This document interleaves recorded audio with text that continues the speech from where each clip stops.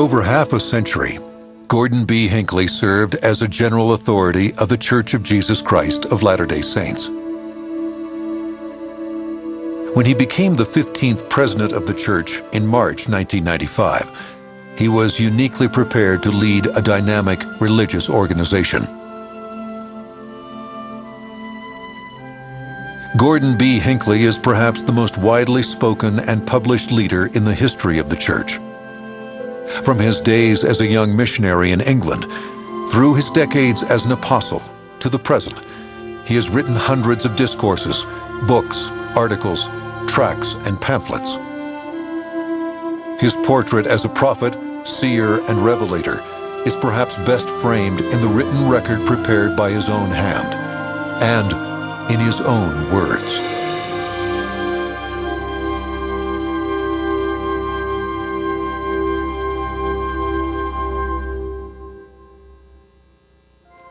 The burden of leadership was familiar to Gordon B. Hinckley. He had served as a counselor to 3 church presidents. He knew intimately the workings of the church, the strengths of its people, and the challenges they faced. Nevertheless, when the time came for him to step into the role of prophet and president, it was a solemn and humbling experience. One cannot come to this sacred office without almost overwhelming feelings of inadequacy. Strengthened resolution to go forward comes from the knowledge that this is the work of God, that He is watching over it, that He will direct us in our efforts if we will be true and faithful, and that our accountability is to Him. After introducing Thomas S. Monson and James E. Faust as his first and second counselors respectively, the new president did something that had not been done in 21 years. This new First Presidency has made time in their schedules to answer questions for a few moments. We invite reporters to step to the mic. I think Dad was never afraid of the media. He understood them. He understood what their job was, and he understood that they could help him do his job. He also felt, I think, very confident that he had answers to anything they could ask him. He was very sure of his position. Some felt his openness with the press had gone too far when he agreed to sit down with 60 Minutes senior correspondent Mike Wallace, saying, "I want to meet the lion in the lion's den." I concluded that it was better to lean into the stiff wind of opportunity than to simply hunker down and do nothing. We have no idea what the outcome will be, that is, I don't. If it turns out to be favorable, I will be grateful. Otherwise, I pledge I'll never get my foot in that kind of a trap again. When the program aired, 40 million viewers found the president of the Mormon Church could tame the lions of the media, even Mike Wallace. There are those who say this is a gerontocracy. This is a church run by old men. Isn't it wonderful to have a man of maturity at the head, a man of judgment who isn't blown about by every wind of doctrine? Absolutely, as long as he's not dotty. Thank you for the compliment. My father had a wonderful facility, as did his father, to see a lighter side to every situation in life. And at the dinner table, there was just a great deal of humor. It never was at the expense of others, but he saw a light side of life, which made life around our home very, very happy and pleasant. And he had a wonderful ability to just laugh at himself and tell a funny story. Often when he was telling a story, he couldn't finish because he would be laughing so hard. I once had responsibility for all the missionary work in Hawaii. Rode that bumpy Aloha Airlines and decided that if I were governor of Hawaii, I would move the islands closer together. Gordon Hinckley's humor was legendary and made him a favorite with members of the church, particularly younger members. He had great faith in them and believed in their potential. He frequently referred to them as the greatest generation. How I love you. Oh, I do love you. I love the missionaries. You're not much to look at, but you're all the Lord has. He values young people. He sees them as being the future of the church. He recognizes their potential, and he understands their gifts. You can have a good time, of course you can. We want you to have fun, but in so doing, be humble and prayerful, and the smiles of heaven will fall upon you. He loves you. We love you.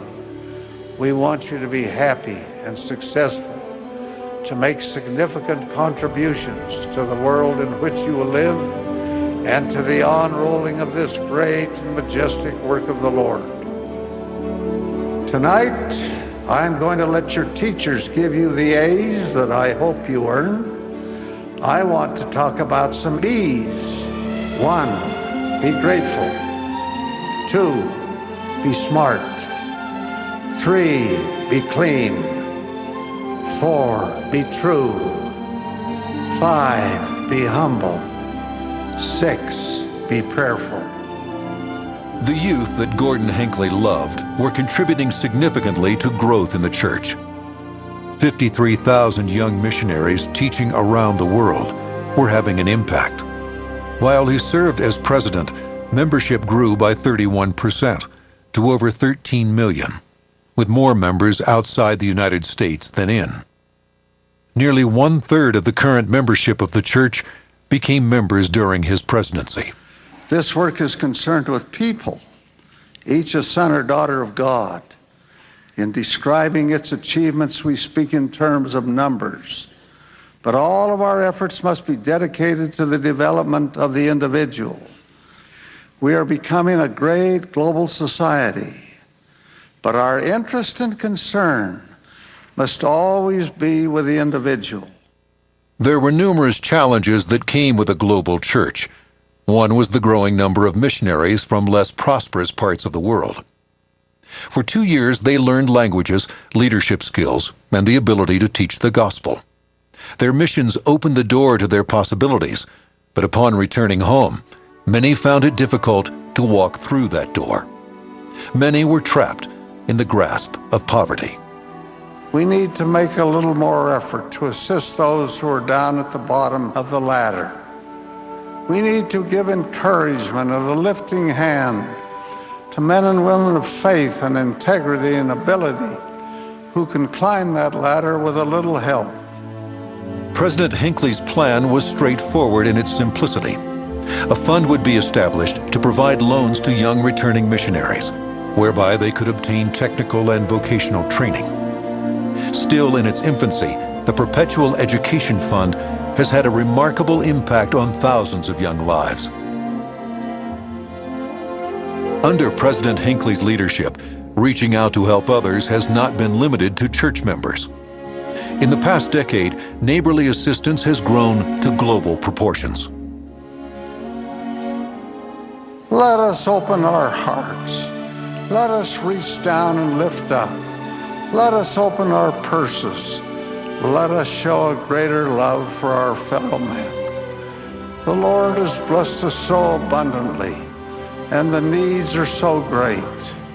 He has said, inasmuch as ye have done it unto one of the least of my brethren, ye have done it unto me.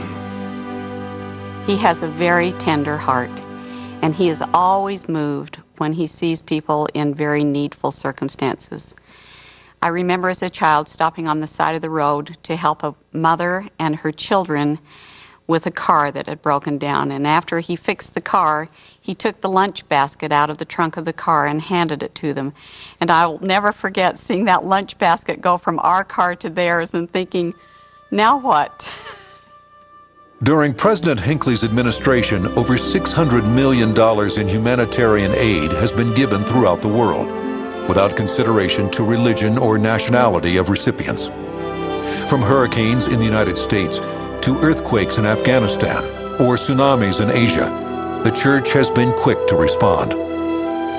Between crises, the church prepares by stockpiling essential supplies and creating emergency kits.